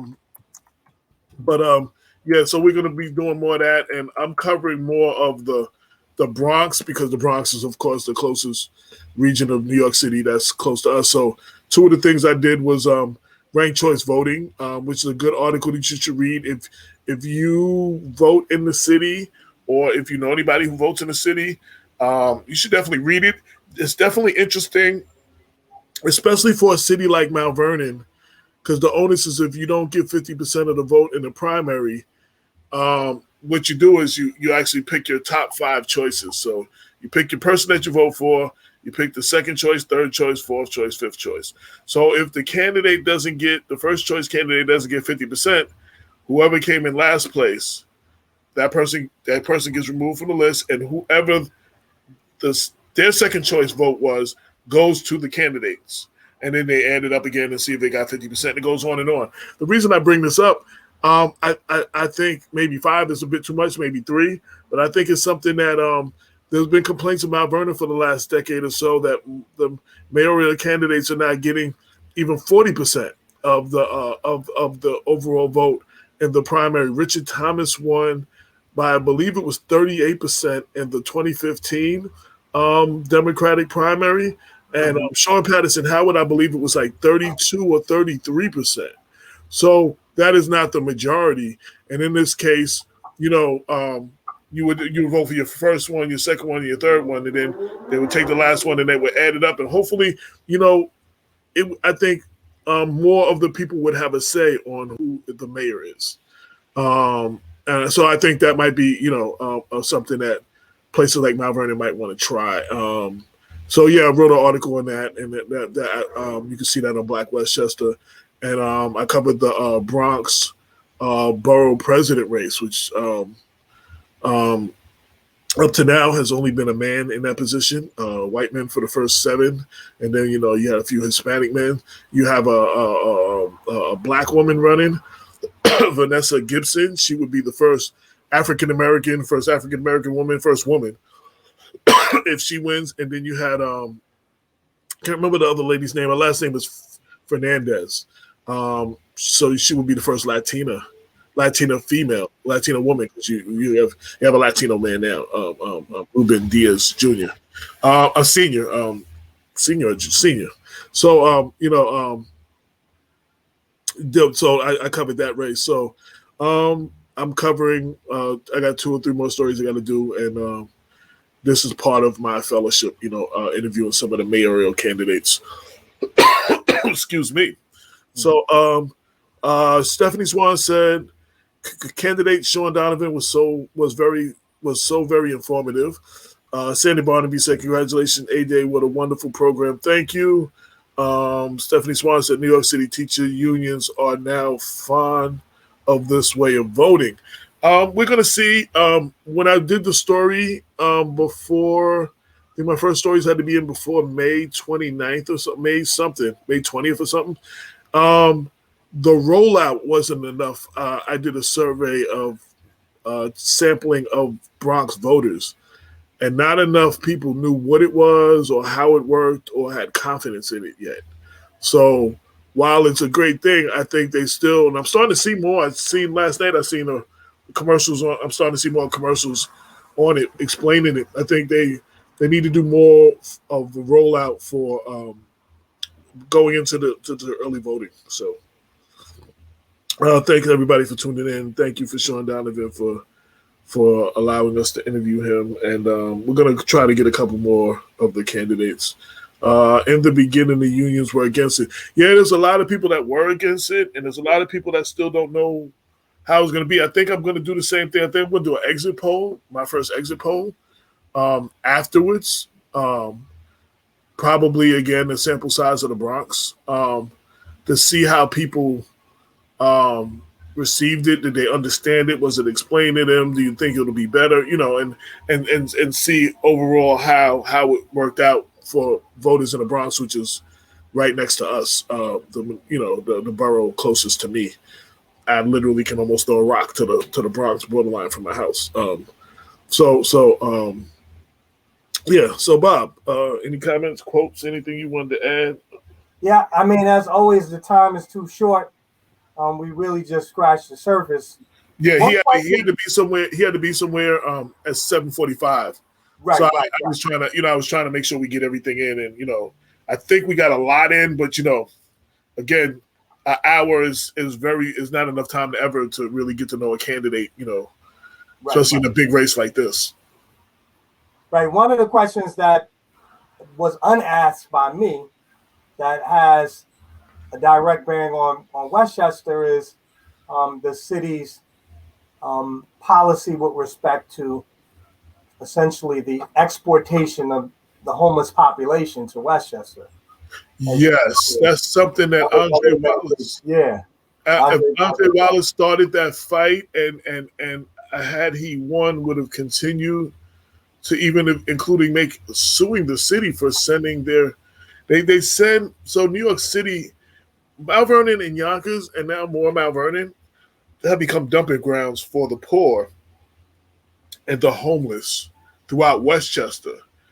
Now it seems New York City is sending up its homeless up to Mount Vernon, and they give them like rent money for 6 months to a year, but if people that had certain situations without programs, without training, when that money runs out, now you have a homeless person here who can't afford the rent here, who is struggling. You know what I'm saying? I mean, it's a problem, and it oversaturates our city, which is already struggling from programs being cut and being a dumping ground.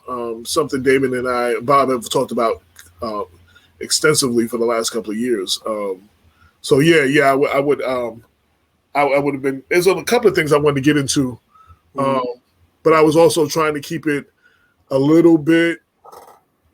Why, Westchester people like, why I care about who's running in New York City, Right. Hearing his work with Obama and especially the HUD situation with Astorino. I mean, we all know about that, so that's something we can, hopefully people got. And a couple of our listeners, I know Sandy and Stephanie were looking for contact information so they could reach out with some of the things going on in Mount Vernon and Greenberg. You know what I'm saying? Like maybe even the suggestions on how to handle some of the stuff and how to address some of the things. So because of the comments he made. So yes, as we come kind of close to the close of the show, did you want to finish your thought on what we were talking about beforehand? Yeah, I mean, this issue of. Go ahead. I just want to, since I don't get to do this often, I want to throw this back out there one more time. You are now tuned into the People Before Politics radio show, brought to you by the good folks at Black Westchester. Black Westchester. Black Westchester. Black Westchester. Check the newspaper. Black Westchester. Black Westchester.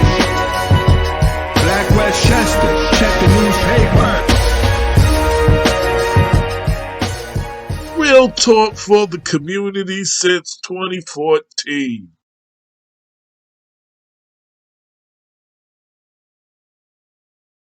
Yeah, so I spent all that time putting that together, and I keep forgetting to show it every week, so I just had to do it one more time. Go ahead, Bob.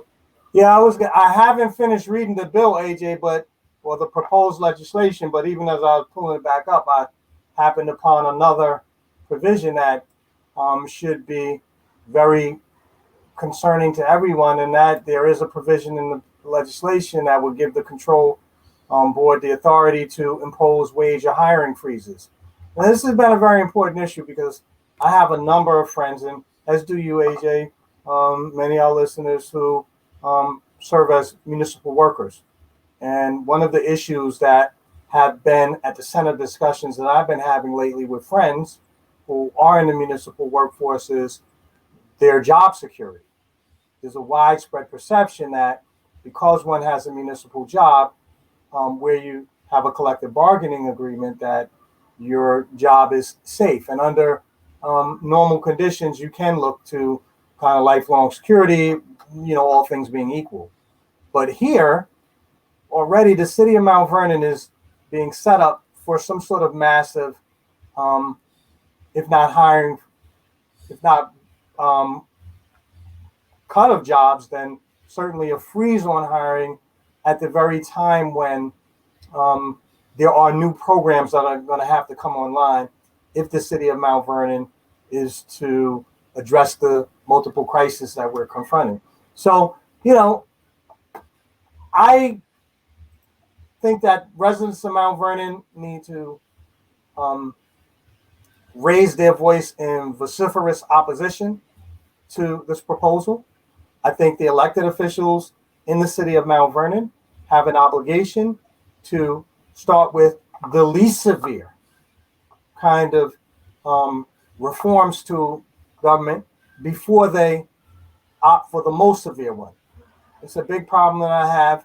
I don't think this bodes well. And moreover, I have to say, AJ, I find it curious because, the city apparently has a 21 million bucks. Is getting ready to hit the, was it 27 million bucks? Yeah, for I forgot, for education and for the infrastructure of the schools and updating our schools and something like that. Yeah. Right. And well, actually, it's 42. Half of the money is coming now, and half is supposed to be due in 6 months or something like that. I forgot when the other half comes, but I think it's a total of 42. And for such a large injection of cash into the city's coffers, unless our financial condition is in total shambles, it suggests that there may be money to stave us over the worst kind of financial crisis that we have. So it seems to me, in many respects, it's somewhat premature. Well, this is what got us into the situation because, from as I get it, the city council, I guess, along with the support of the mayor, passed legislation or passed whatever you call it, proposal, whatever you call it when they pass, to bypass the controller's office and for the clerk's office to receive this money, and then the clerk's office to then transfer it to the water department, where the mayor and the council can get at this money without having to go through the controller as a normal form of way that the money is expended. And this is what led to the Derrickson Lawrence lawsuit and several other things, and then call for a state to come in and all these other things. This was because of the concern of this money that you're talking about. Is that if it goes straight into the controller as what we're being told, the controller not doing anything, the controller has definitely not accepted any invitations for an interview, so I have not had a chance to talk to her. I've heard everybody else's versions of it. But she's supposedly not paying things and not doing this and not doing that, and they were scared that this money would come in and it would just sit there and then they wouldn't have access to do what needs to be done with the money. But some people are concerned that this sets a precedent, since, we always hear our union people and union members always talk about past practice. We've heard that a lot from our friend of ours in his backyard.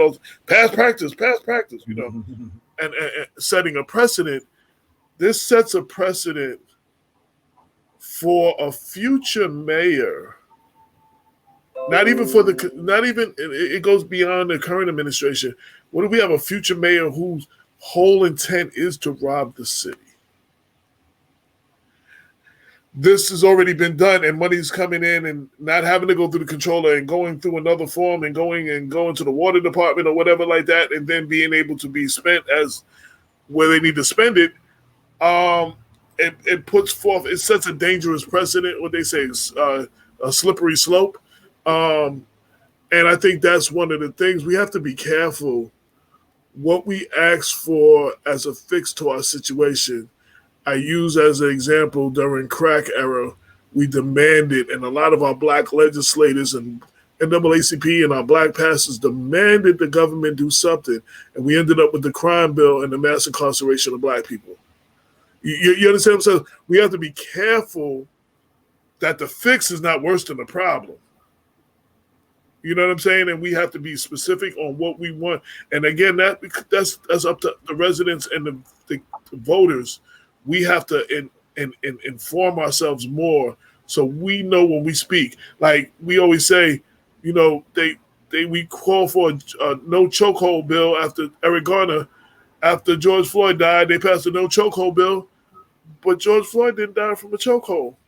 So, you know what I'm saying? So what, it going to be another 8 years? We're going to get a no chokehold, no knee on the neck bill? You know what I'm saying? And they'll find another way.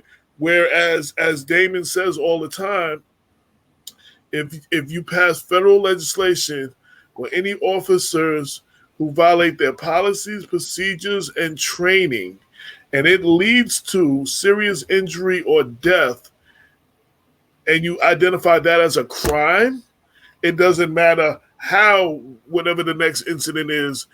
You know, Eric Holder said, you know, after the Ferguson situation when he stepped in, he said the bar is too high to be able to convict in those situations. The bar is extremely too high.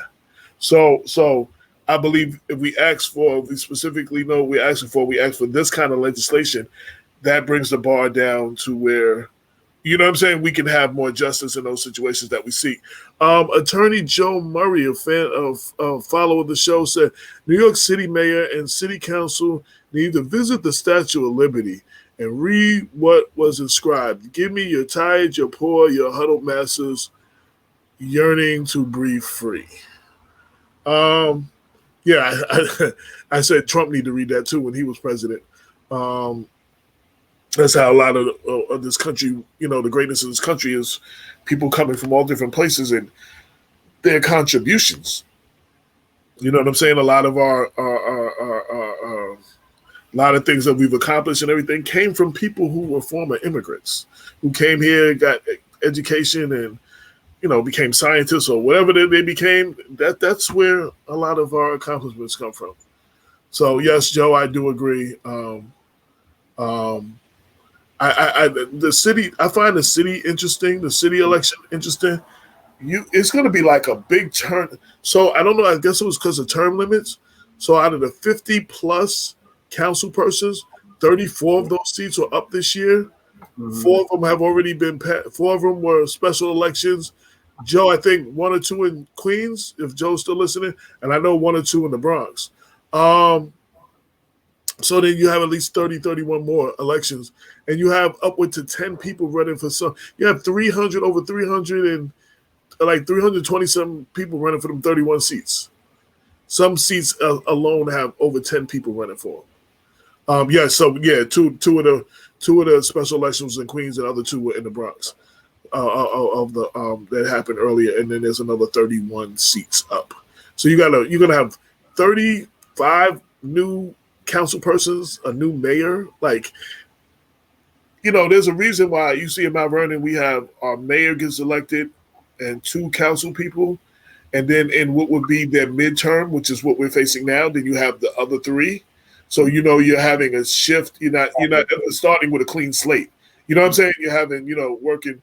So it's a huge, and to my people in New York City who listen to this and who will hear this, you have to be very you have to be on your game about who you're voting for and put the right people in place, because this right now will be the future of New York City for decades. Like how whatever happens now, like this big of a turnover, you're looking at the decades of the future of the city and how it goes and what direction it goes in for a while. So you need to take that into consideration when you casting your votes and pay more attention to that. So hopefully the few interviews we do will help towards that. Bob, closing remarks. We're gonna get out of here. Well, it's good to have you back, brother. I hope you're well rested. Oh, I'm well rested. I'm telling you, I'm well rested. Man, listen, focused. Yeah.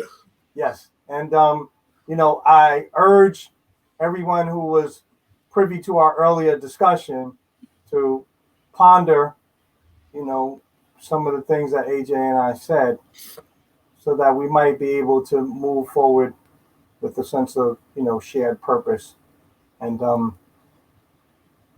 put those conflicts behind us that are solvable behind us, and move forward.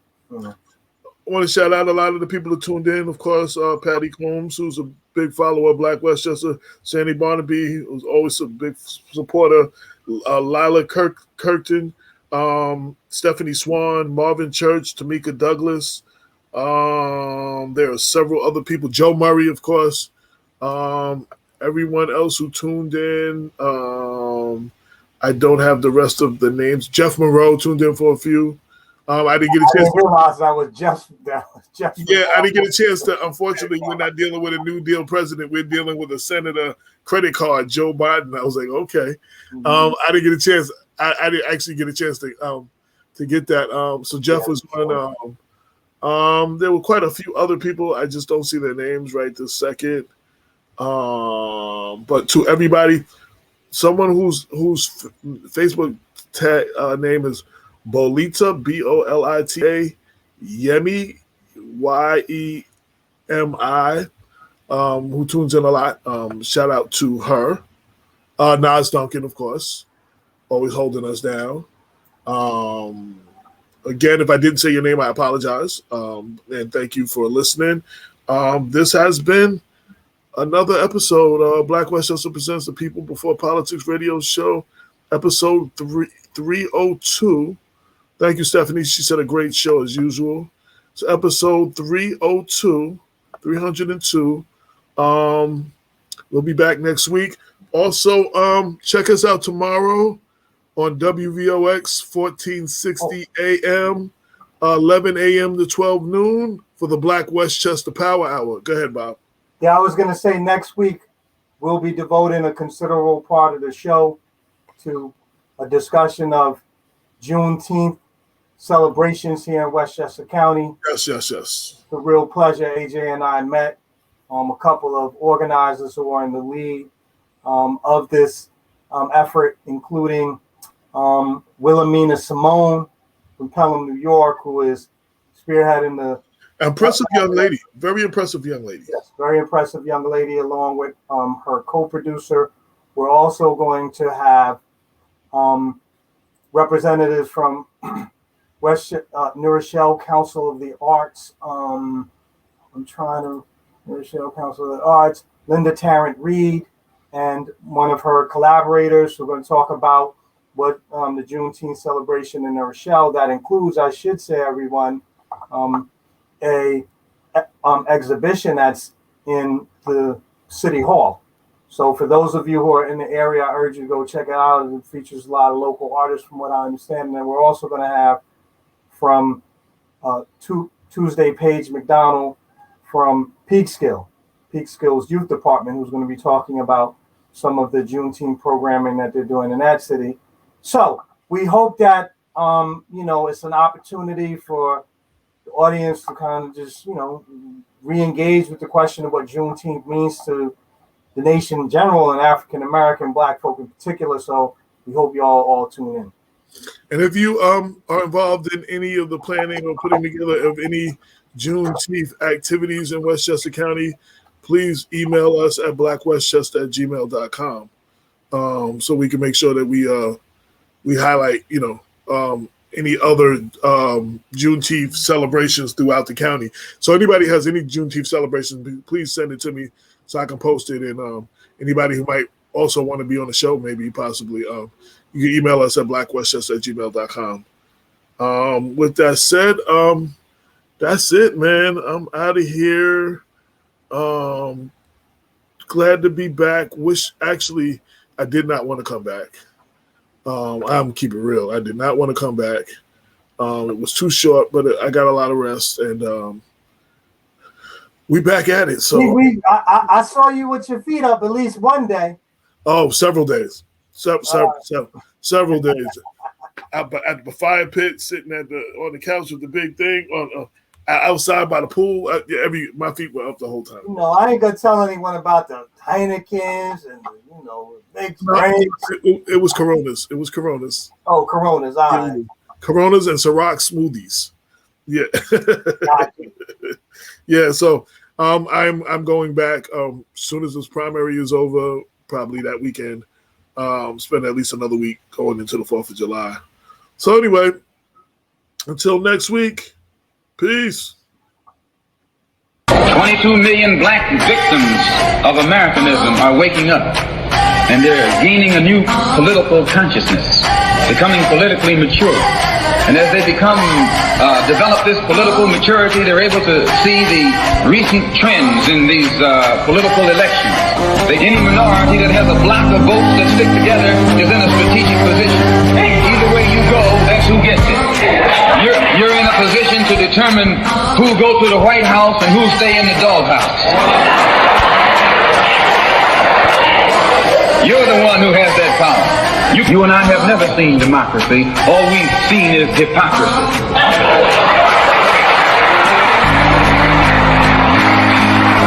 When we open our eyes today and look around America, we see America not through the eyes of someone who has enjoyed the fruits of Americanism. We see America through the eyes of someone who has been the victim of Americanism. We don't see any American dream. We've experienced only the American nightmare. We haven't benefited from America's democracy. We've only suffered from America's hypocrisy. And the generation that's coming up now can see it and are not afraid to say it. And are not afraid to say it. And are not afraid to say it. And are not afraid to say it. And are not afraid to say it. And are not afraid to say it. And are not afraid to say it. And are not afraid to say it. And are not afraid to say it. And are not afraid to say it.